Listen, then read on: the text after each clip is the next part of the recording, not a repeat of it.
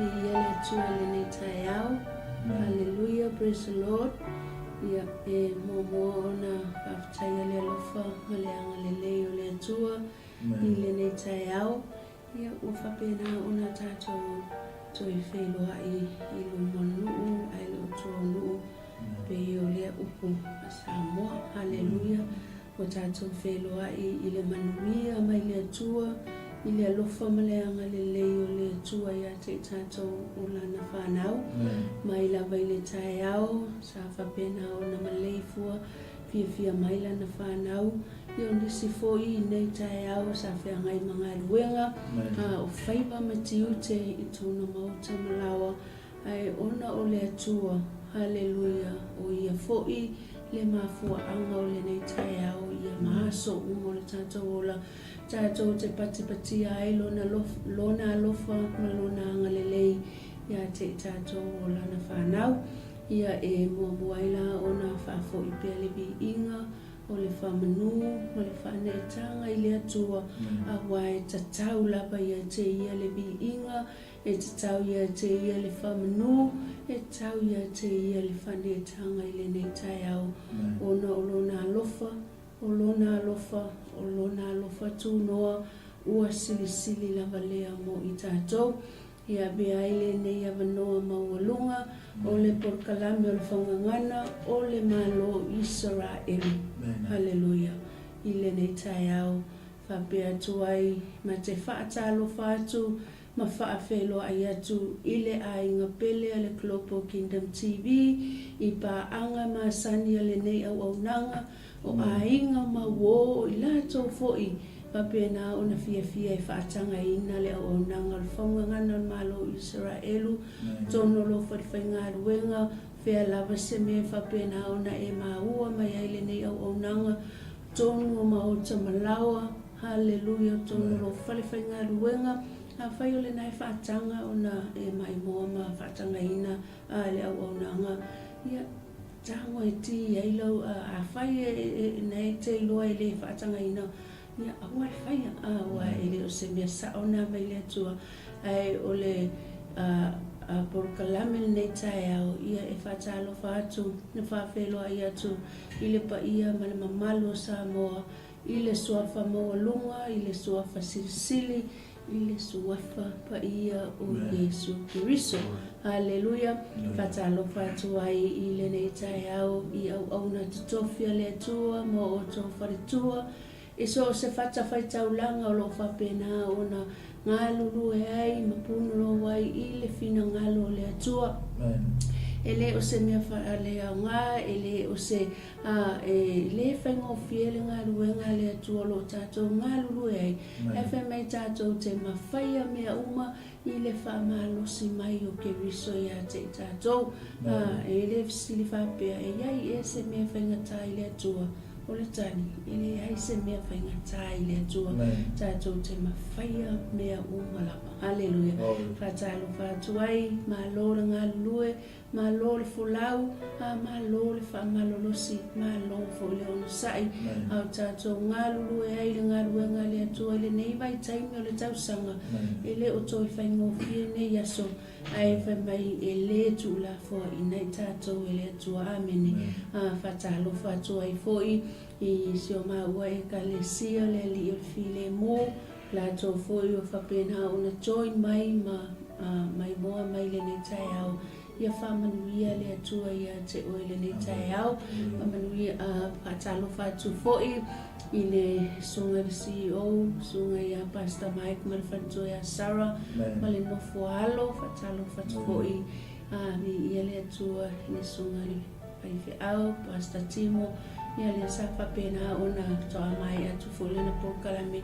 Tai tonu sa whamanuia e lo loto i le nei tai au ono o le upo le atua. Patalo whatu ai i so se bainga o ne ke lo peo lo whapena ona e mai mua mai ai. Ia whamanuia le atua i ate oe. O ai fo i e fo mai lunga le tato wala leo le nei tai au. Ia bea le upo le atua. A bea fo se whamalosi o le tatalo fo le nei tai au. E whamanuia ai le atua le loto.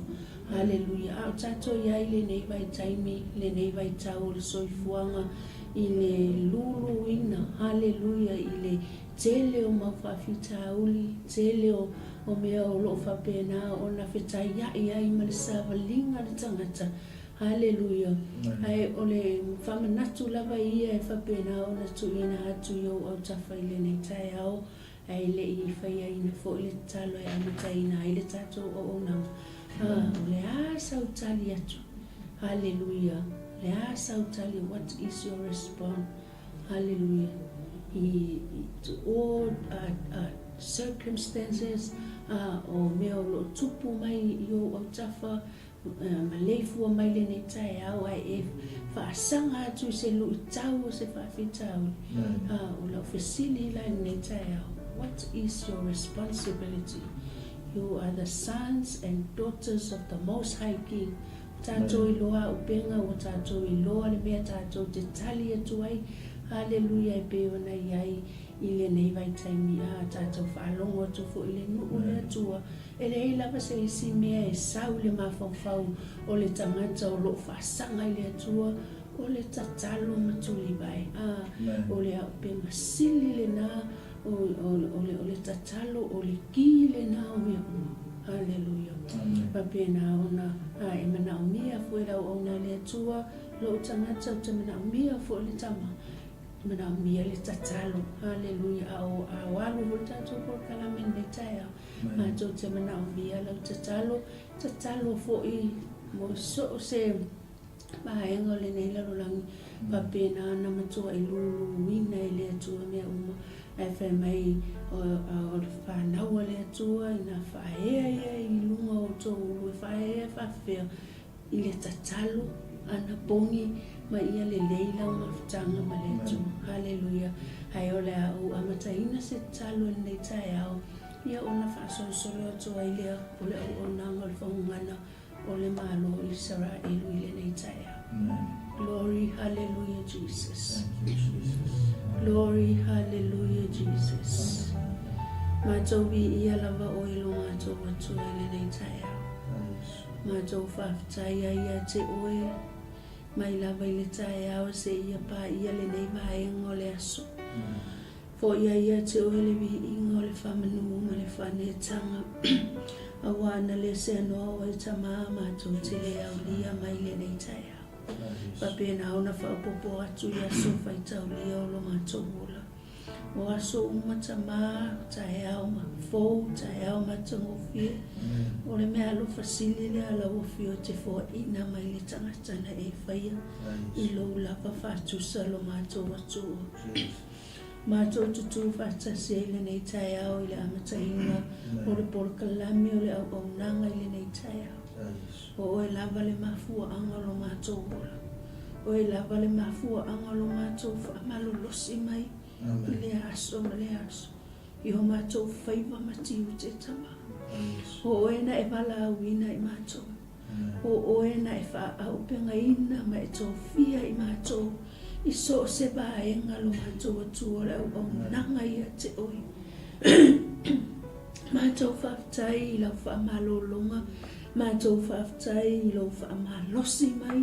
Mātou whaftai I anganga pa I e whaamanatu. Hallelujah, na te taita ina I mātou I le aso ma le aso e le tu la fo ina I mātou lo mātou atu.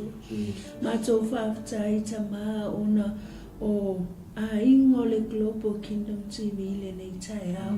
E le ngata I lea o na ngā lulue o lo whapena o na whaonga ina I lunga le nei ala leo le whaasoa ina o le moli mauina o le lei ma le matanga o fio o eke riso.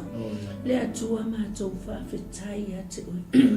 A wā upo ia o lau a fionga pa ia.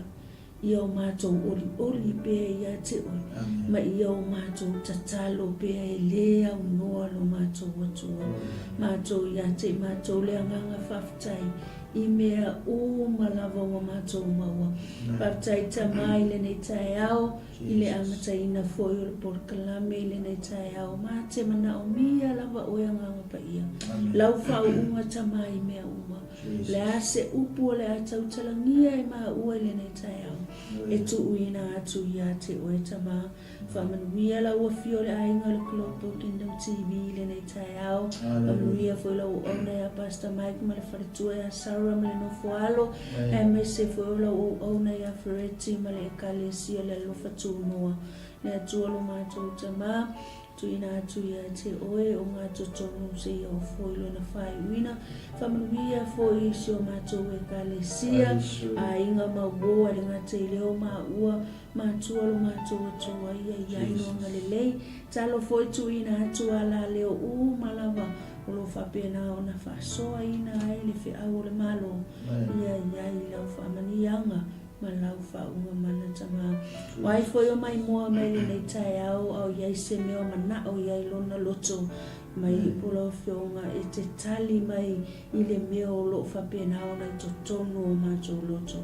E tua ia whaia lava lo whina ngalo ai aua lava o mātou loto.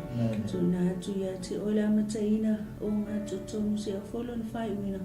Ngalo ni o mātou whale tonu tama. Le mana o toto Yesu ke viso. Wala tua ile le tatalo.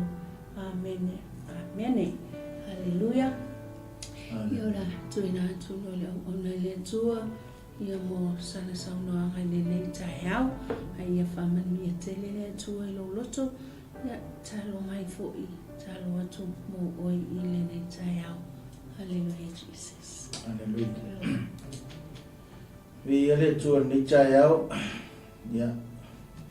Alo lava le so fo maua malo fo ilangi mai ba ia mane malo se tato pele sa moi sifom sa moi sai ya ame se fo io New Zealand Australia o Hawaii America ya ma tulu umalava o fa pena na maua tato wala leo mau o tie tato por kalame ia vi ia le li tai au tato toi mafuta ia ile lofa fa so mai o tato tupu si langi e vi ile tua ia vanoa fa tai fo ile tua ile vanoa ia fa tai tato glopo le pulenga le glopo ia ine tato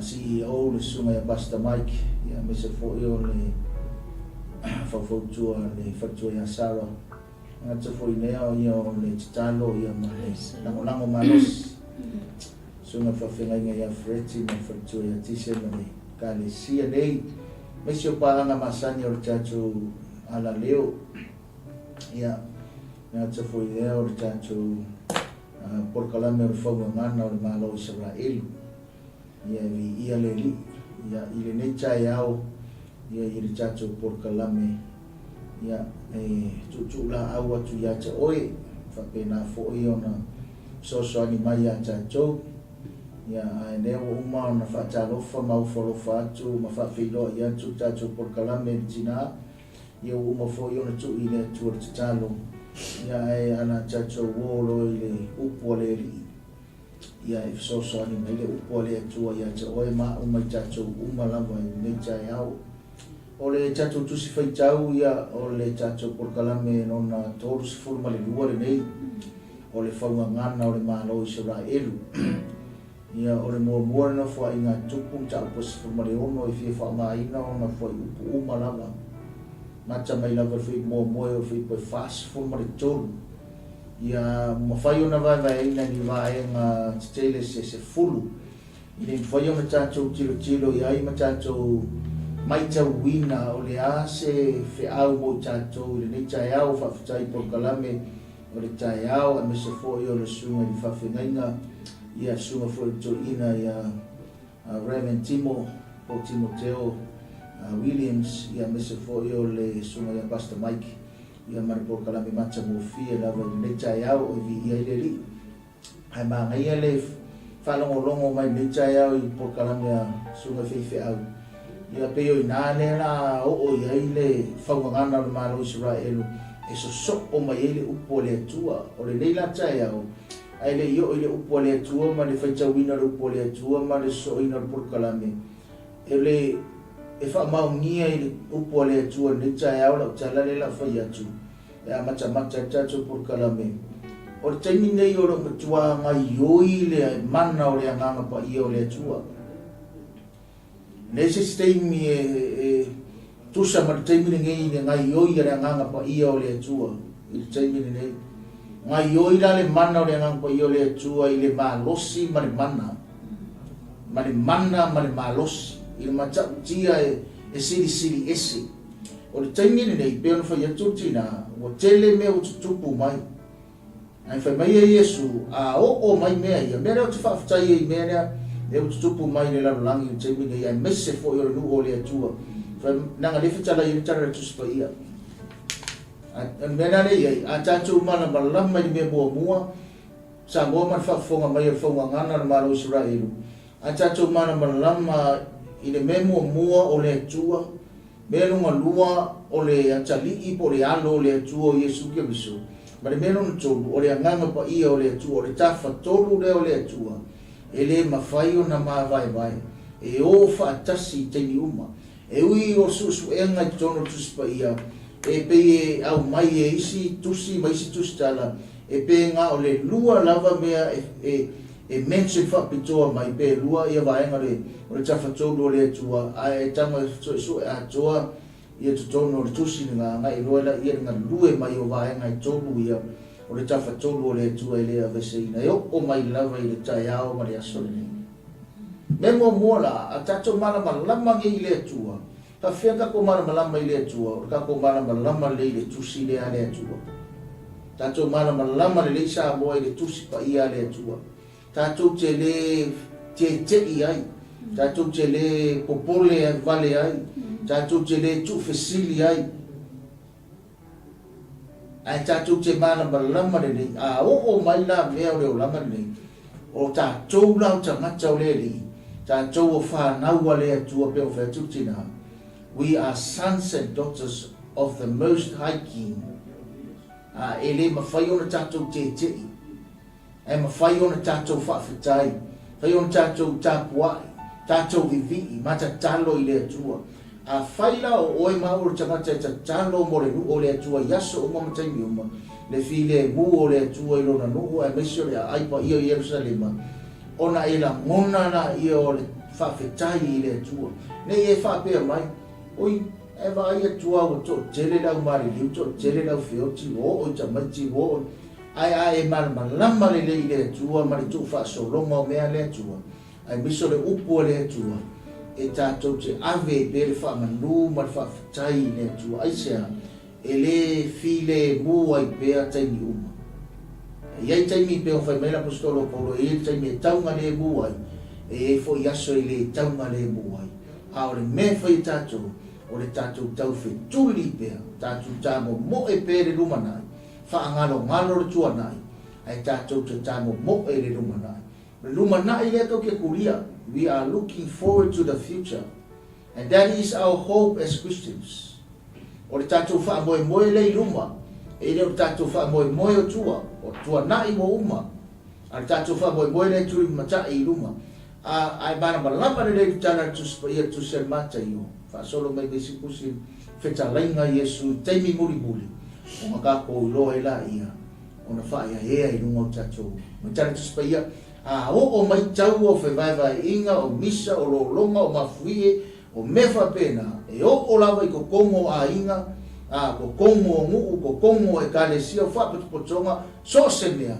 e iai tamata a o mai mea o mafa ia le lunga o tatou fa ia lunga kako kepa kaula I pea I le atua mea ngan whai mai le tara whai salamu e whaasama e o matai mama e o mai eilo fisosoani o lo tatou fisosoani ma fisosoani o I le nuku o le atua e mai a I ovo ale whai fisosoani e isi a tunu o le UNO meo marotu vatas a fisosoani siri lava e mai le atua a nena le o le tatou porkalame ia ia le li ia ai o le tusi nga le tusi faitaunga o le muamua na foi ngatu e se forma le ono le la tatou o I le tana noa mai al tusi pa ia ma tatou vava ai po le aso na o onga mo tatou whanau le atua o le memo mua lava I le tusi le muamua na foi ngatu pumtau pa se forma le ono o lo tala noa mai I taulanga mu mataulanga whawhetai. Taulanga mu mataulanga whawhetai. Vaenga mua ngā. Vaenga e lua, o lo tara noa mai le whaamanuianga na whaamanuia ai tā vita i le nuu. Whaamanuia ai tā vita i le nuu a whai mai o tama whawhine ma tamatane. Na whaamanuia i le pōtoi a reto ma le hipu waina ma le a reto soa malie. Mena na tolu, ngai whai upu e wha, whai mai o le tō whinga o sa le vi, e au nei le ato la aua le atua i lumo Iova. E wha manatu natu ai, ma wha whetai ma vivii ai ia Iova le atua o ISARAELU. Mena na tolu ngā, mena na wha, o le whaipo e fitu e o le sumar fitu. O le tara noa mai ai, o le salamo e whawhitai atu ai i a Iova. Fitu e o le sumar fitu. Mena ma lima, o le whaipo sumar wha, o le atua, o le wha masino o le lalangi. Le atua o le wha masino o le lalangi. Mena na lima ngā, mena na ono, vai ngai ono. O le whaipo sumar le lima e o le whaipo e lua sumar le lua. O lo tara noa mai ai le whea mai ngā le atua na osi marona nu. Whai mai la ia se i kako ako i skimi a. Whai mai la ia o le memo mua o le whea ngainga na osia e le atua ma apera amu. I kokongu rawa whai upunga. Mea nonga lua, whai mai o le tau tonga ia isa ako. Ma le mea nonga ongo o le wha manuianga ko le wha manuia ia koko. Mea nonga tōrunga. O le vaianga i fitu. Whai poe lua tolu e o lua fitu. Whai mai o le vi inga mai le lanolangi. O le vi inga mai le lanolangi. O le vi inga mai i tangata o lu ese. Ma ngai nena saunoa i sunga i whawhenenga nei. Sunga i ati mo. O le pese fau. O le vi inga rea. Tātou te vi vii ai. Le tana noa me tuspa ia. I le neita e au. O le vaenga i walu. Whai poe lua si furu ma le walu e o tausu ma le ono. O le vi inga mai tu a inga sfurma le lua o le nuu. O le vi inga mai tu tonu la o ISARAELU. Iwa, o le whai upo e tolu sfurma fitu e o whasama le lua. O le ngā luenga na filifilia ma tō fia ai le ausa le vi o osi taulanga, o whai taulanga. Ma le vaenga murmure le vaenga se fulu, whai upo e whasfurma le tolu. O le whaamanuianga na whaamanuia ai tā vita i lona a inga. Ai whaafonga mai nā i le mea mua lama. Pei ngā mua lama le amatanga o le tusi. Whaamanuianga tā vita i le nuu. Tangata uma o le nuu i Yerusalema. Ma le whaamanuianga muri. O le whaamanuianga tā vita i tutono o lona a inga. Nā se uma i anga tana noa tula ia. A o le mea mua le whaungangana o le MALO ISARAELU ni tai au. E la whai tau e tina ai ane whai upo e mua. E mua no whai ngā tupu sumare ono whai mua. Wa lato au mai ale atola awa le atua. Ma ua tu uwai i totono le whale ie na whai e tābita. Mo le atola au.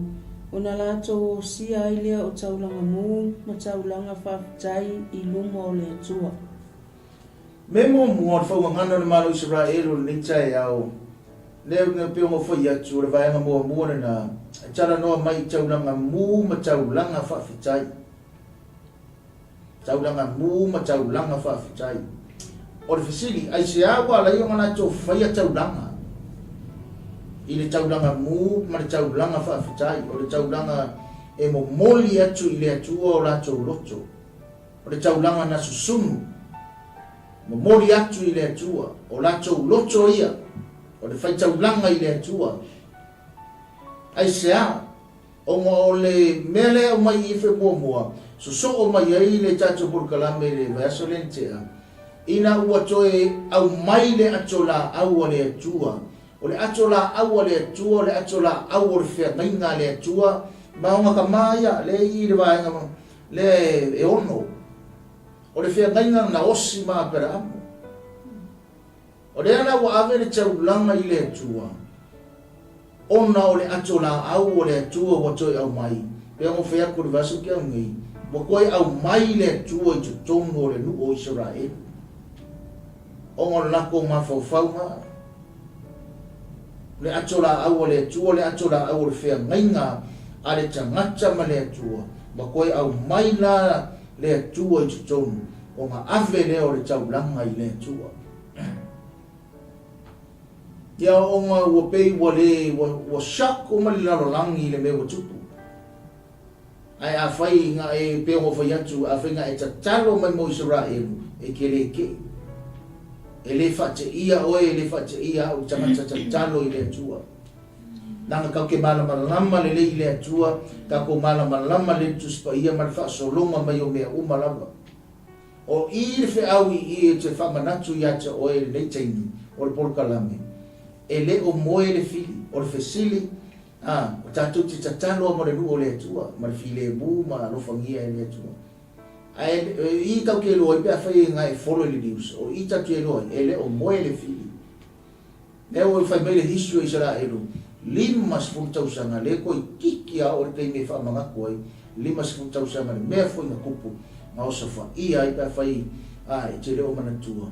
Ia 5,000 karua i o ke le whaangau mai nga. Leo, ke le ropo o le fitu tolu pea. A le fiku ongora ko sa whaangau. Lenga whai mai ngā sau ai ngasi i mai e taua mai e ko pito ku whakasimusuria. Ai o ku i ko kongu. Ko kongu ISARAELU. A le whapa ko e kupu le koe kiki a ko i 5,000. Nanga nuafe ko tolu ni. Ai whai mai fo ele i upu staining ka peng ai dos whai ngane. Nanga vai dos whai ngane mo e o ia ISARAELU kwa keke e o i whai news malalangi a ko mo kwa keke ia le mene. I will live on for FAU. For me, it's about 10 years. FAU way there. Maka whakaikai mai kaimirea mako ISARAELU. Ele lua fesfulu tolu ma maka whakaikai mai. Lua fesfulu marfa. Wa maka nga sel mai whakaikai ngo mea. Ai pe ele ia mga ia tele tangata. Eo o ia ISARAELU. Lua fesfulu mariwa nga maka inga mako wo. Na makwa kuki mai e televive e vai ngare I lo kiki. I was there, we were there. A renga whakaikai mai, ai sau rosu whainga, o sau uma me poni. O sau de lo kiki, sau de wa aisami, sau parsuki runga rea. Hallelujah. O le aru winga o le tana do whai atu ni vai nga prokaname. Sa moa man whafonga mai, ele o boe le fili. E fou mea, ele e se me fou lalurangi. Ai whai kauma sua tuspaia. Nei, o re ngu reo kasa ke mingi, o re ngu ngao filiskia yasora. Ai ka kofisili pelea. O re tali nei le atua, tali le tuspaia. Ai ka kogo mai ka kuporkalami. FAUGAGANA maro ISARAELU. Taulanga, mare, taulanga mu, mare taulanga whaafitai le tuongo le tua le. Le anan me whai ka kogo isi. Tato whaia pia le taulanga whaafitai le tua. Taulanga mu I le tua. A whaafikai o le koko. O le mafutanga ma le tua. Me mua nga. A tau o le taulanga. O le tangata e ofo atu no ngaloto. Ele o le povi, ele o le ngā o le mamoi. Ele o le tupe, ele o se isi lava mea. A o le tangata e ma ngā o le tua I le tangata. I le loto o le tangata e loto atu pea I le tua. A ka ko fesili fo yo le arme o tupu I o le nuku o le atua. Le mele manga o I le atua. I manga e wha mau ku peanga whea ngainga ma le nuku. Wha mau ku pea le atua. Kau ke wawa ai e sirisiri ese o le atua. Nanga ke le kaimi au tatu. Te le awa onga ke le se wha matalanga fia whai. Ese fo I tala ma manato o tangata I le mea o tupu. A ka ko kilo I ai. Ele ava e sea le tua o ISARAELU. Ele ava e sea le tua alofa. Ele ava e sea le tua mana whea mainga. Ele ava e sea le tua marona nuu. Mai a kako whare a nganga ngi le mea ngi e kupu. Kako whare a nganga ngi. Nga kako lona ia. E mai ele a nganga le poto. E mai ele a nganga le ata mai. E mai ele a nganga le mawhau tonu. Kau ke iloa ai. O whea mele a inga I ai le whinga ngano le tua. O whea mele a nga inga I whinga ngano le tua.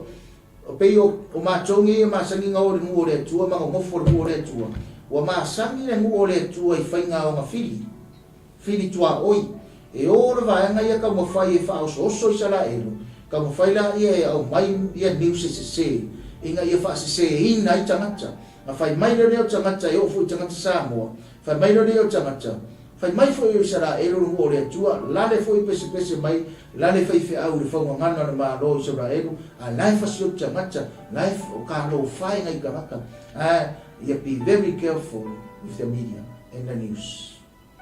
Ai ka ko fa le nganga ka ke lo ai pe mo fa ya ku o le ane mu ese fa mu ese le ita to ese me ya Israel au ka ko uma fa nga wole tu o le ane ka ko fa o ta to fa ftai le tu why ya ka ko mana mana le upu le e ko kupu a mena na ngai ele o le upu le tu ele fo le upu le tu ele sa no fo le tu na upu le e ana ku fisili ka haka ma pole ma faseama ele ma mana me upu le tu al fo tuanga al fo ngana MALO Israel to anga fa tau upu le tu na ngai le se le tu ele pepelo le tu na fa tau ma ngai lua fe po lua ma fa po to fa mo Ua uma ona fai taulanga mu mataulanga whaafitai e tāmita. Ona whaamanuia ai lea e ia o le nuu I le soafa o le li. Ua tufa atu e ia I tangata te to o tasi umo Israelu. O tane, mawhawhine, te to o tasi maripotoi a reto. Male ipu waina, male a reto sua malie. O le whaamanuianga a tāmita I tangata lau tele. Tangata o le nuu. O whaamanuia I e tāmita I o umonga la ko whaia taulanga mu ma le taulanga whaafitai I le tua. O whaamanuia leo tāmita whaamanuia le potoi a reto o le ipu waina ma le a reto sua malie. Ia wanga ese fuia I le tilo I e tangata au lau lava vava ai au au ia. O le potoi a reto ia te au lava ia o le me ai e le tangata. Ai le tino. O longo winga to mai e tau e manga o mia fu ele nganga le mea ai fa le nganga da le poto ia reto o le upu ale atua e ai fa le nganga tanga pe mo fa atu ia mala malama I tanga ia ola fa le nganga I tanga ia ola fa po ia ina ia ola poto I tanga e poto e ai poto e moe poto e fa luai poto e finga luenga poto na lue ia mo le poto o tanga Nau kiro ia uia I lipu waina a lo tara noa mai ai I ngai ke mana mai le a reto le whaatusa o le tino Yesu ma le waina e whaatusa o le toto Yesu tara noa mai ai I le whamanuianga o le whaoratanga le ali whaoratanga ke riso Yesu ia ma le a reto Somalia na vai e lau vavai o au ia ra reto Somalia na vai o le Somalia o le tangata o I le li ma ngai o inga ale ali le taimini ngai a wala le mana o lona nganga paia a whamangianga lea o le whamangianga ta vita whamangui tangata lau tele aisia a wa o ia o le tupu o le nuu o ia o le tupu o Israelu a ma fau lau le tangata ia o le nuu lau tele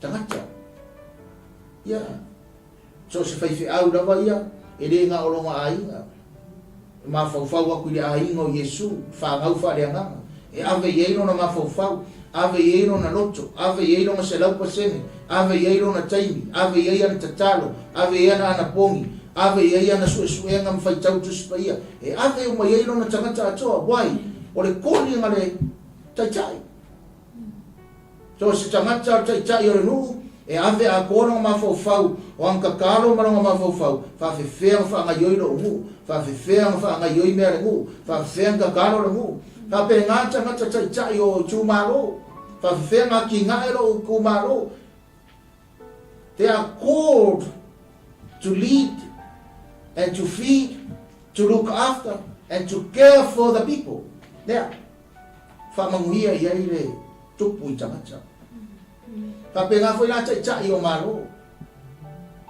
pare mia mo tupu malo ave ala toma fo itamacha la uchele ave ana choma fofau tangata lau tele ona na bala uwina I lancho beno na chodu da fai chau china fai upo fa Ua taufia e ia nisi o salevi e au na iluma o le atola au le ali e whaamana tuna tuai. Ma whaafetai ma vivi i le ali i le atua o ISARAELU. O le mero na tolu le vaivaenga e mau le whipoe wha. O le tauwhinga o le au salevi e au na i luma o le atola au a Iova. O le au whamai o le au staulanga, wa le au whaitaulanga. O le ana me whai, e wha mana tu natu ai ma whaafetai ma vivi a Iova le atua o ISARAELU. E au mai ai e me mua o le tō whinga ma le whiwhilinga le atua. O le au sāriwi. O le au ostaulanga ma le au whaitaulanga. Nā me whai e vanga rea, e whaitaulanga, e wha mana tu natu ai pea, ma whaafetai ma vivi le atua o Iova le atua o ISARAELU. Au mai a tātou le whaungangana le malo ISARAELU o le porkalame wha penao na tutu la au atu ia te oi i le neita ea o le harenga ruenga tātou wha sārevi, le hare winga le upu sārevi, o le osi taulanga i le atu, o le whai taulanga i le atu, o le anu represent le nuku i le atua, representa ngata i luma o le atua, wha pe ngā le wala au atu al whaungangana o le malo ISARAELU le porkalame le neita ea, tātou o tātou le ainga sārevi. Tātou le ainga e o e mori atu i le atua o tātou loto mo tātou tangata ai meisio le nuku o le atua ia ma mea o tutupu ai i le nei meitani. O le whaiupu le e fitu e o le sifuruma le tolu. Fitu e o le sifuruma le tolu o le whaenga e whaanga. Whamei o le salamo e whawhitai atu ai a Iova. Fitu e o le sifuruma le tolu. Nā mawhaitau whea wai atu ai maritina. O le nei lava aso na wha to atu ina tu ai ta vita i le limo o asafo ma ona uso o le nei salamo e whawhitai atu ai a Iova. Bibi ia tuia o tau i le alii, pala awa tuia i lona suafa, ia o tau whailo atu i nuu uma o ana mea na whai. Ia pepese o tau ia te ia o tau whai pesenga ia te ia. Tala atu ia o tau i ona vāvenga o malawa. Ia o tau mita i lona suafa pa ia. Ia oli loto o e sa ili ine ili alii. Sa ili ia o tau ia Iova malona malosi. Sa ili ia ia te ia. Au wale au noa. Whamanatu ia o tau i ana mea mamana na ia whaia. O ona vāvenga a toa ma whaamasinonga a lona fofonga. O tau le whanaunga anana au na o ISARAELU o ata lii o Iakopo na ia filia. O le vaengalanga non wha o le salamo e whawhitai atu ai a Iova. Eana whaitau atu e whaitau tina whaipoe fitu. O le na lava aso na whato atu i na tuwai e tā vita i le lima o asafo mo ona uso. O le ne salamo e whawhitai ai i le alii. O le salamo e whawhitai ai i le alii.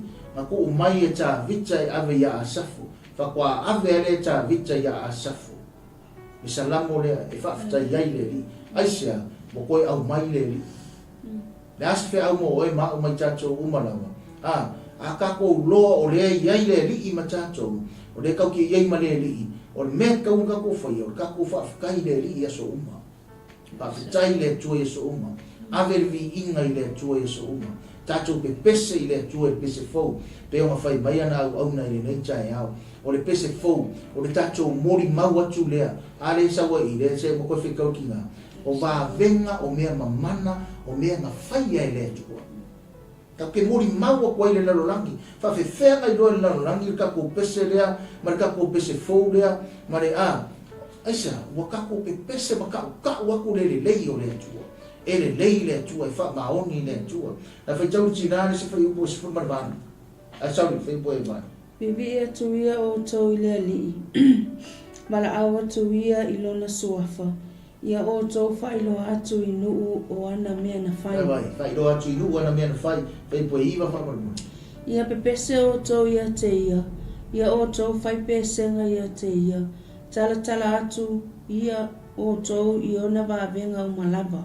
Tala atu ia ona vāwenga o malava. Whawhenkarakala. Karakala re pese. Mangkua a pese lau whai pese. Malama le lau whai pese. I le mele peon sau no fo sunga ia timo le tai au. Malama le a e pese. E te pese le ngata. Nga e whailoa atu vāwenga ma me mana le atua. A o le nganga whaafitai. Rea ruangi le atua. A o le si pe mo fa yakure a o le si e pese foi ngale ia I loa mai tangata e le leilo nga leo pese mai foi ngale e loa tangata nga o nga ia I loa pese no e le o le winga nga o le pese e fa I loa tuai mea ma mana le tua ma le siri esha le tua ia ma mori tuai le nganga fa fitai le tua e loa tangata e sa o fa ingola nga pese a la pese ma ave no loto I le tua e loa yo nga folinga e loa ia nga pese, e loa no maloto, e le ngata nga tū mai luma I le sa, e usul pese, a I loa no maolanga yeso uma, e loa nga everyday life, e loa, o le si pego whiako le vasu kiangi, o le si, e loa kua I luma I fōlinga, oka, me pie maa ngai a leo, a le oki o loko, na whaitau tinane si whaiwhama mori. Ia pepese o tau ia te ia, ia o tau whaipesenga ia te ia, tala atu ia o tau I ona vāwenga o malava. Pese o tau ia te ia, I whaipesenga ia te ia, tala atu ia o na vāwenga o malava. Ia, whaikaulis whaiuwha. Ia o tau mita I leona suafa pa ia. Ia o tau loto, ia oli loto o e sa ili le ali. Mita I suafa pa ia o le atua. A mai ne ora tana atus pa ia le whai upu le vanga manu. Whai mai ia oli loto e sa ili atu I le atua. Mita ma oli. Mita I le ali ma oli loto tangata o e sa ili atu I le atua. Te loa le tangata fia sa ili le atua. Tangata fia I le atua. Te vai atu e sa no whai ngorongo oranga. Ke va koe karongi mai taus tangata fia sa ili le atua. Ke vai a koe sek anga me fai pemiu. Ke a koe se o mga fui ori punga mai kum. Ke vai a koe ngufo ana me ngukum. Piska ka fui ngane a fatusa ka piska ka fui ngane lau MALO loto. Ska ka winga nei na o ke ia sia kia kunga o ranga ke au te oso mai luafi. Ke vai dei le mang fo le. Ke vai mamur tangata e mawur fa mung yanga fa pena. Ke vai ngai ke fa mau ke le lo tsara le fa yatu. Ke vai e fa pegi. Fa mi kau i ven. Kau si fa ka mo so fo. Asia wo le fa pena tangata mita I le ni. Tangata fia I le ni. E ori le li. Ke vai koe ngofo ke e are whalonga praise the Lord. Hallelujah. Jesus. Ke whalonga koe raka siko ram tata rama. Whapea po lafo se meu whapea la siap tani. Ai ni rola ori le li. Ai vai la mama tangata e kua leise ori leise micha. Kumu I pili. Kumu I meo leo langangi. Ke vai kunga whapea.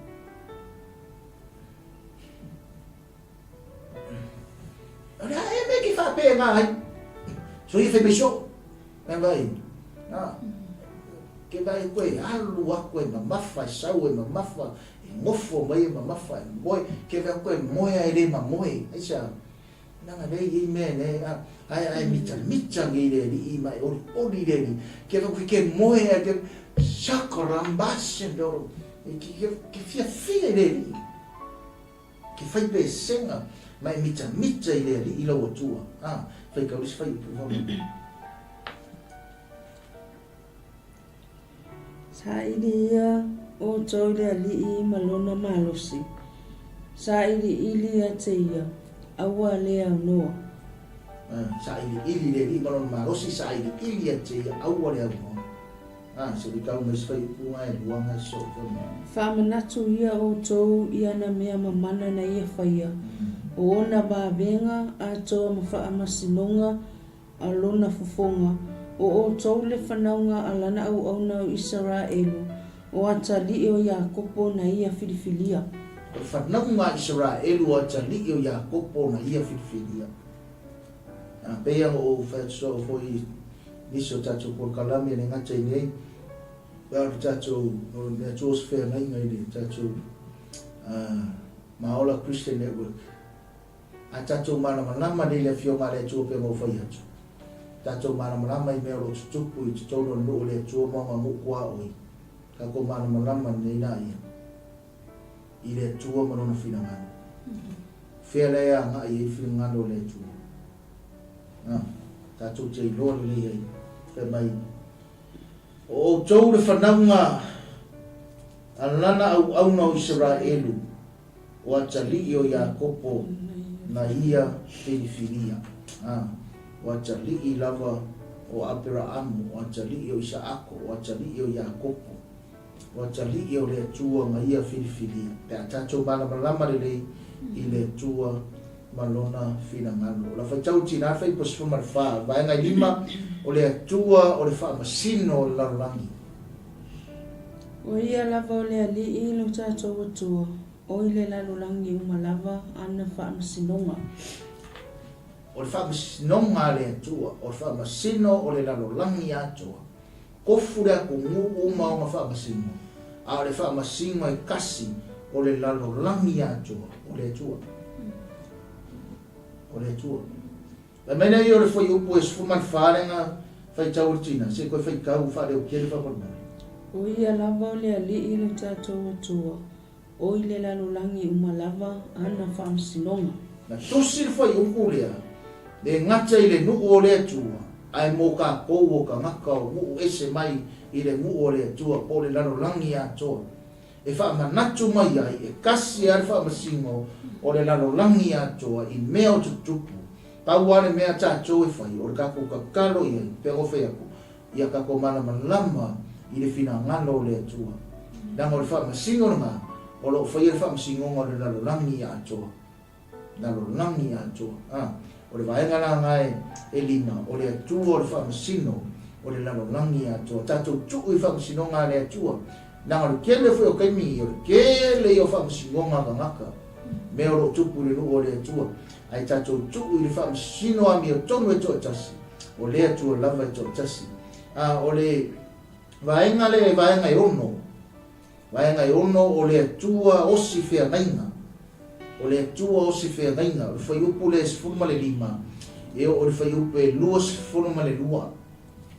Whai upu e sifuruma le lima. E o le whai upu e lua sifuruma le lua. Whai tau whakamoni.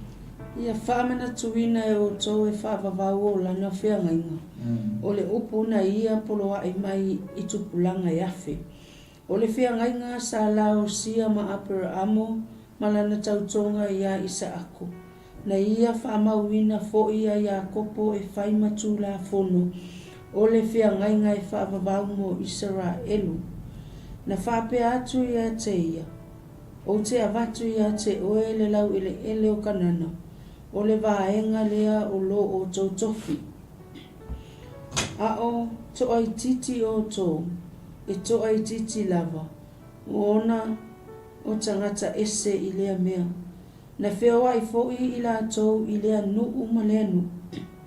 Na I lea tasi foi tu MALO I lea tasi nuu. Ua lea tu ua e ia whaasau se tasi ia te I la tau. Na ia awa ia tu foi I tupu. Ona o I la tau.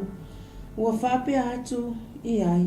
Aua le tango I ua o whauina. Aua foi leanga. Aua foi leanga atu. Ia upe o feta. Doia. Ia le tai le tua. O le tua o si whea ngainga. O si la whea ngainga ma Abrahamo. O lana tautonga nga ave ia Isaako. Ai mese foi o lana whamanianga na ave ia Iakopo. A mouso kaiminga ka ngone koe whai tau le whai upu ngai. 15 e o fai upe lus 15 na kilo le iei mai to fai tau mai te talo ile tua so atu ia te oe mau mai tatou umalama arela kango kam fai fa ngama atu faugagana o le malo Israelu o le atua manga fea mainga ma pera amo ia o langa kaukonga ia isa ako ia e mese foi o langa fa manguia ia Iakopo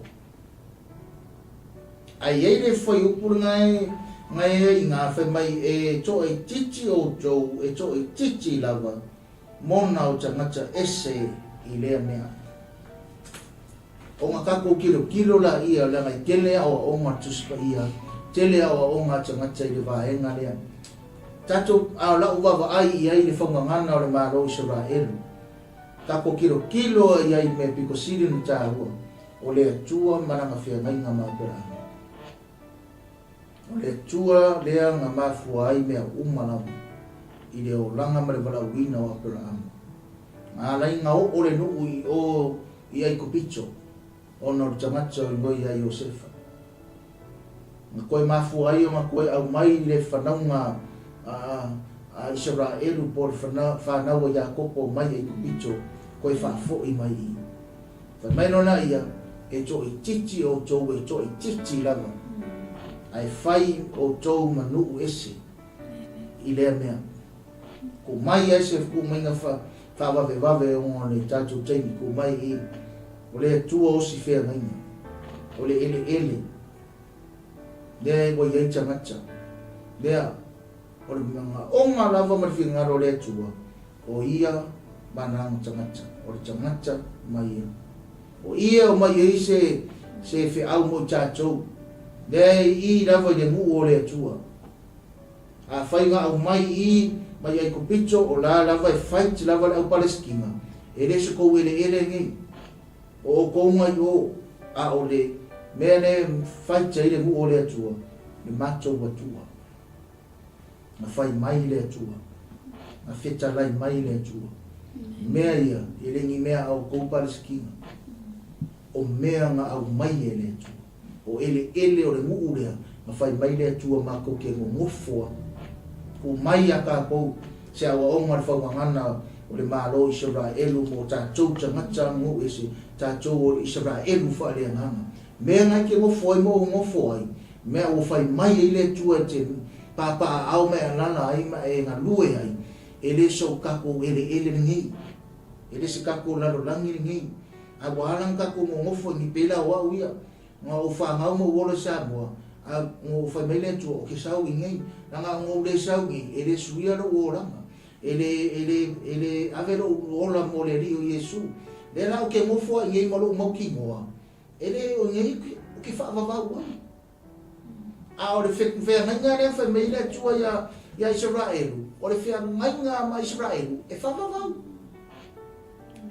va e saura fa makalanga le si fa va sa wa ngaka i le kaimi o mai o langa ni ai fai o fa pe bia ke oi o le o langa ni e kau ke va ai e le ola atari o le ola o le nganga e fa va pe o le fe menga na mai Israelu o le fe menga e fa va o le fisili o fe ta ko le a me fai o fa makala e ke oi kau ke rave ve fu ko o le fe menga ni o le typology o le fe menga o ngofo i le ule o ngofo ai o le fe menga ne tu ko ke ngofo le na ko ke ngofo uma le o foi me foi pure foi tau tina ko kiki o ko pa vai ko kiki o le uma le kamai le ma kwa kene ka ma ko va wi le mu o le tu ai le fa va wi e le winga le fa va wi o fa va o le polo inga le tu o le fe menga le tu sa mo ma fa fo ma mai o lo ye fo le fe menga le tu fa va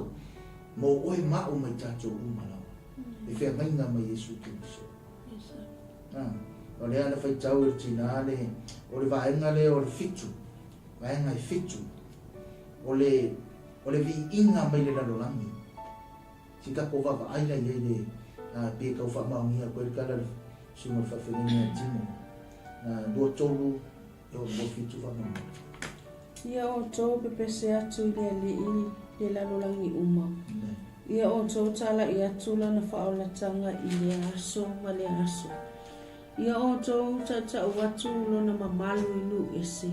Maona ba venga inu umalava. Awa e sili le ali. E tusa ona matuavi ia o ia. E sili fo i ona matautia o ia tua uma. Awa o atua uma o nuu tupua. Awa o atua uma o nuu o tupua lava ia. Ao le ali na ia faia le langi. O loo iona luma le vi inga ma le matango fie. O loo ilona fio anga le malosi ma le fia. Ia o tau pe pese atu ia Iova le lalo langi uma. Ia o tau tala i atu lana whaola tanga i lea aso ma lea aso. Ia o tau tau atu lana mamalu i nuu ese. Maona va venga i nuu umalava. A wai sili Iova e tusa o na matuavi ia o ia. E sili foi o na matautia o ia tua uma. A wā o tua uma o nuu o tupua lava ia. A o Iova na ia whaia le langi. O loo i ona luma le vi inga ma le mata ngofi. O loo i lona afio anga le maa losi male fia. O le vi inga e taonga watu e tangata o le lano langi. Le lano langi. E nei whai mai tau. Ave le vi inga ma tau langa whaola tanga. Tau langa whaola tanga. Tau ana mea mamana. O ana ba venga. O mea nani a whaia. Sa ili atu wa lo ial. O lo ile atua le malosi ma le fia. O lo ile atua mea umanava. A le mea kaumwhai kako. Ave le vi inga ile atua. Ave le wha manu ma le wha aftai ile atua. Vi atu ile atua. Ma tā la i atu lana whaola tanga. Tātou vi ile atua. Ma tau atu i tangata lana whaola tanga. Nā, ole vaenga ngai fitu. Ole vaenga ngai walu. Ole vi inga mai tu a inga umore nuku. E koe lua walu. O tau i tu a inga le nuku. Ia o tau avatua i le alii. Ia avatua i le alii. Le vi inga ma le malosi. Ia o tau avatua i le alii le vi inga o lona suafa. Ia o tau avatu taulanga ma o tau o atu i ona luma. Ia o tau i fo atu i le alii i le manumalu e matango fie.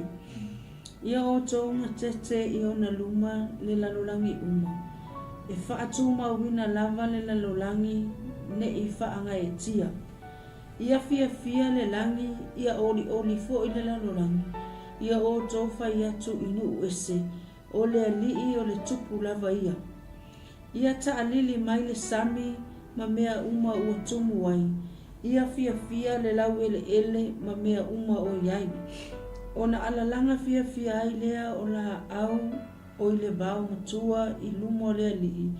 A wā o loo afio mai e whaamasino le lalolangi. Vivi atu ia o tau i le alii. A wā e le lei lava o ia. A wā e whaavavau lava lo nā lofa. Ia o tau whapea atu. Le atua o lo mā tau whaola tāngai. Ia e whaola mai. Ma whaapoto ina i mā tau. Ma lawe a ia i mā tau ainu ese. Ina ia mā tau vivi i lo suafa pa ia. Ia mita foi i mā tau i vi inga ia te oe. Ia whamanu i le alii o le atua o ISARAELU, mai le vavau e o le whaavavau. Ia whaapea atu fo i le nuu uma. Amene, ma ia vivi i atu i le alii. Ia vivi i atu i le alii. O le whai upurunga e luas fulama le tolu e o luas fulama le fitu o le vi inga mai le nanolangi. A o le whai upu e luas fulama le malu e o tolu suma le ono le fatua o mawheta wina tina o le vi inga mai tu a inga o le nuku. Tu a inga o le nuku. Le mawheta wina tina a mauso taini na i toi whaitaua i le upu a le atua. Ai whai mai le whai upu e luas fulama le valu le rau whaita wina. O tau e tu a inga o le nuku. Ia o tau a vatua ia Iova. Ia vatua ia Iova le vi inga ma le malosi. Ma whai taua reo isi whai upu e kaua i luma atu. O ngai tau mai ai i le pe o le fai upu le tolus fulu. Ia o tau wha pe atu le tua o lo mātou wha o lo tāngai. Ia e wha ola mai wha poto ina I mātou. Ma lawe a ia I mātou ainu ese. Ina ia mātou vivi I lo suafa pa ia. Ia mita fo I mātou I vi inga ia te oi. Ia wha manu ia Iova o le atua o Israelu mai le vavau. E o le wha vavau ia wha pe atu fo I le nu uma amene. Ma ia I vi atu ia Iova. O le vi inga mai le nu o le atua. Ia e le wha pea la whai atu stala o whaungana o le malo Israelu. O se mea lava e tupu I le lalolangi le nei. E iai lava lona mafua anga. A whai fo I tatou te wha pea mai. O le atua o ia, o le atua o le tupu ma le li o li. O le atua o le vavau e o le whavavau. O le atua o le amatanga e o le ngatanga. O le atua ma whaia mea umalama. O le atua e mafua I mea umalama. Kau ke le kufesiri pe ngofea. Kau ke le popole tatou te le atua vale. I mea tupu I le o langa le nei. Kau ke bava aia o whea mea o ia I le atua I mea ngi. Whea mea I le fina ngalo o le atua I mea nei. Tatou te le mai loa I le lu o le atua. Te lo mea tupu le lu o le atua mai le whea ngai tuai. E a wa o I le atua o tangata. E a wa o I le atua o na nu. E a wa o I le atua o na tupu mauna tai. E a wa o I le atua ia nu uma e whapena o na si o mia Israelu. E a wa o I le atua le nano langi atua. Tatou tilo e tatou mana tunatu e. Ma tatou loa lele. Ioi tatou o tangata. Tatou te feel sorry o ngau tangata o mariliu. To tele tangata o mariliu. Nge e whapea mai wa whakusia o ngā whangangana o malo Israelu. E le popole tangata o mariliu. Ne ai. A o le mea lava le watu o le whangangana o malo Israelu. O le tatou tilo tatou ni o tangata e ese mai a Israelu. I le tū le tino. A o tatou o tangata e kasi le mea ka uai. O le whanau o le tua I le wha le angama. Ka koke I loa le lei ai. Whea mele I whinangalo le tua. A e ngofo Israelu e whamau ni e tangata sa bo ngofo Israelu. Ma makongi wo iai whakasi bakangaka Israelu. Ia mai wa ai mai tau I tangata. Ai aru fo Israelu e le lavalau wha le anganga pe o whea atu. Ele wawelau puke I mea na 𝗚𝗚𝗚𝗚. Ele wawelau I loa. E au mai ele tua le anganga. E au mai ele poto ma le ata mai. Lau kilo ia mara mai tau iai. E ese foi ku maanga le nuku o le atua. Ese. Nanga le foi atu tātou I Israelu whakupuru fili e mu. Ma sangi Israelu me ka o fili. Ma sangi mai ai taua. Whe mai ngatuai. E o mei ai le keimi nei. E ma sangi le Israelu. Kana le parimia o Israelu le keimi nei. E le koe fo Israelu. Se I longa la vai whako I lalo fili. Te longa mai whako I lalo fili. Mea ngā nango whai mai I le tala le tamalo o Benjamin. Ia tenia. Whai mai. Tangata umo I basis ia le nga whanga mai e kasaro keki. Please move somewhere. Go away from those spaces.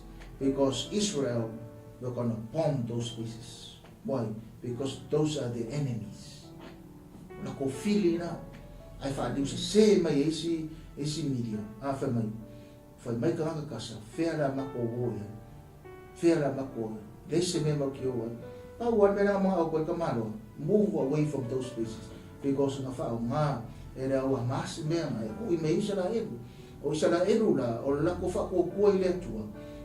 E se whai amare. O kaua o. Ia e whai a whapera. A o kaua kako.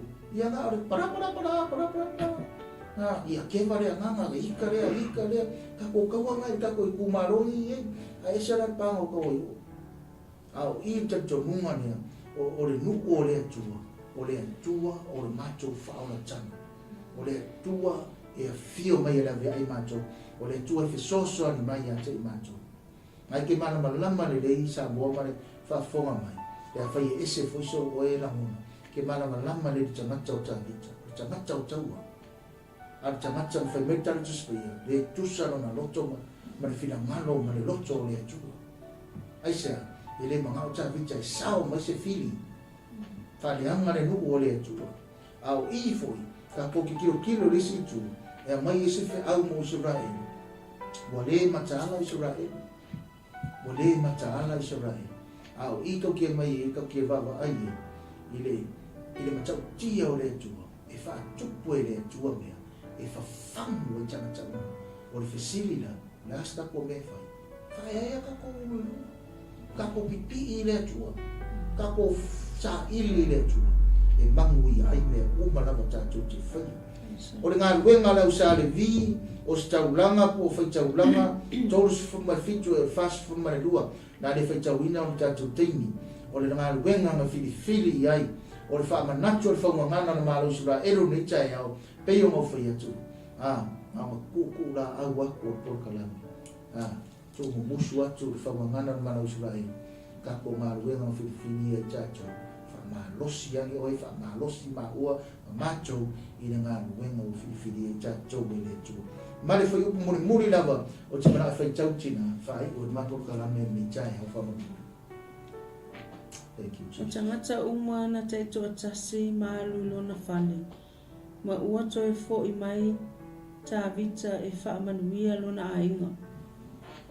Ka ape ka ngaka, koe kasi ma fo I tangata I lona whale. Nanga tu calling ina cha vita pe mo fia. Au koe fo I mai cha vita e longa ainga. Se I whamanguia longa ainga. Tos ka ngaka wala winga nga wale atua. Pale mia, kupu, kai, whaifia au, pule. Tos ka ngaka wala winga nga wale atua. Whai pule means ka. Pio le kele na wala lako kai mio fafu, lako wala winga. Whakwa fo I mai kongo le ai. E ngisi mori mau tangata nga ngā ruhue le MALO New Zealand. O le kele o lako kai. Ufafo le public. Because of their calling. Kiki kai mi kongo le ai. Au I kau ki wawa ai I le whaumangana o le MALO ISARAELU le taya. Boa whamange inga tangata.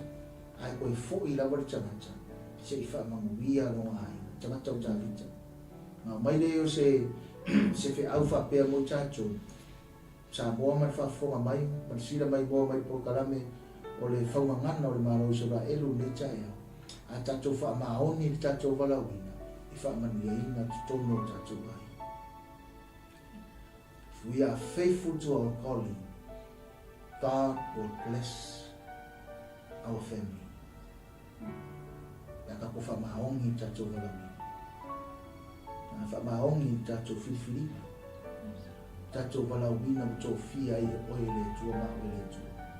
Whapere o se la mona I le tai awan le aso. Whaamaongi mai whaamalosi ai la walawina ngai whafu. Nanga ele pa ufua la wafu. Ele pa ufua la wanga le. Ele mai mau la wanga alufa. Malufi so soani tanati. Tau anga I whaamanuia tangata. Saudi o le atua I whaamanuia oe maro ai. Aku maro ai. Tau anga I alofa I tangata. O anga I whaamafola o lima I tangata. Whaamafola au mea uma I maua.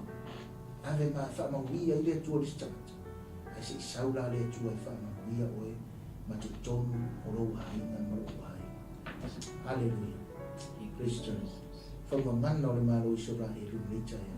Dane tātou te whaia, ka ko whai bea le taulanga whawhitai I le tu. Ka ko ave le vi inga I le tu. O le whaamanu ma le whaletanga I le tu.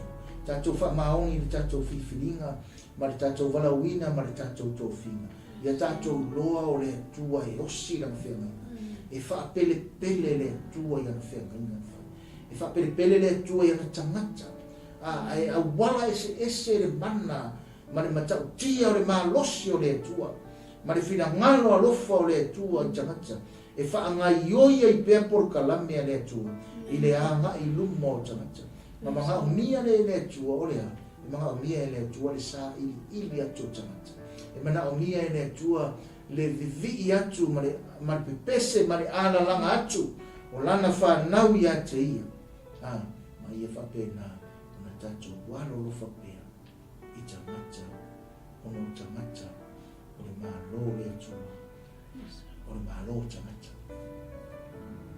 O le malo le tua na tara tus pa ia le me ai po me in ar malo le tua le ami ton ma le feeling ma le oli le ngam pa ia o le malo le tua sa mo ma fa fo mai le tai au fa wina ta tu por kalame o le malo le tua le malo tamata i tatu walo lofa tamata tatu walo lofa tamata tatu fa pele tamata tatu aputi tamata tatu faya fa lelei ia tamata na mo tamata le malo le tua.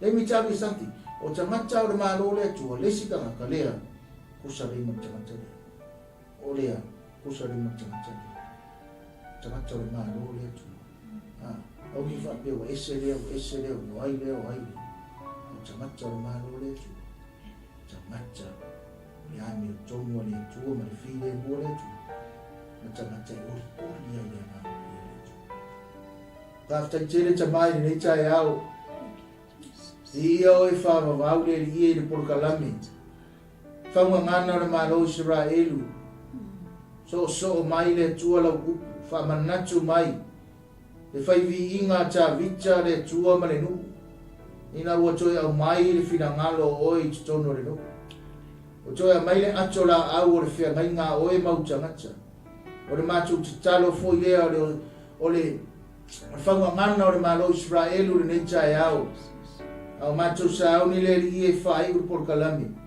toi vala watu ina ia i loa e Benjamin ia mai lato uma lavo lo nuo na toi au mai lo fina ngano i tono lo nuo e te wha manuia i lo nuo le tua ai meise fo yo nuo tua oi male na lo langi ato e te wha manuia ia lo fangia lo nuo ISARAELU lo fangia na ia mato tama wha nau le atu nuo Samoa no fangia na fine ya Ereli ai meise o le uso ya Vincini ia manisi le tua fa penao na yai ya lo fangia lo fio tama fa manuia lo no ISARAELU yo na tachai ona pulenga mana leonga fa manuia le io tangata no tangata o mau ma tangata siasi tangata lo lofa ma tatalo ma foa I mo lo no fa manuia ele ma o ngasami me fanga me to alo fangia lo file mule li e vesi ma le taua ma vai inga ma nu tutua oi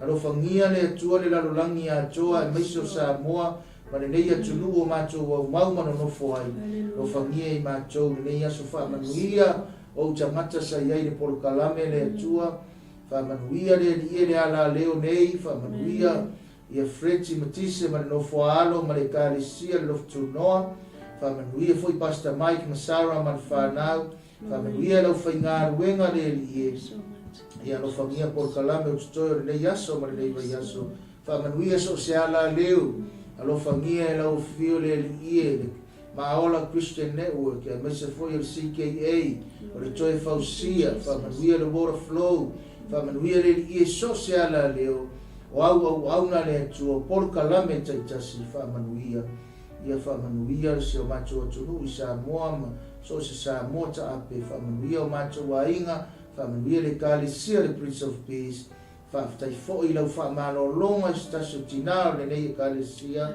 tina ya ula fa tai tele lau fa malo longa mana ia vi ia o fa vau e mesi o nisio lau kalisia ia fa tai lau fa malo longa fa fiau ia tai lenga mesi tina ya rasela ia male au macho tua mai lacho uma lavo e o mamai tai lau fa mano longa mana Yesu tai lau so mai nei aso ia fa mangalo se tala se upu se la fo ia tu o ele tu lau fa o tanga I tanga mana fa tai tele Yesu amen ia lo fa tu nei tai au nei aso fa mani tele tu fa tai lo taimi fa tai fo I lau o mai o kalame fa tai lau talo tatu talo pe mo no le tu I file mo ese tatu tu uma mo fanya wenga ma tatu ala leo nei ia vi ia le li tatu filo ai ile vai Yesu fo taimi masani swa fo Yesu amen.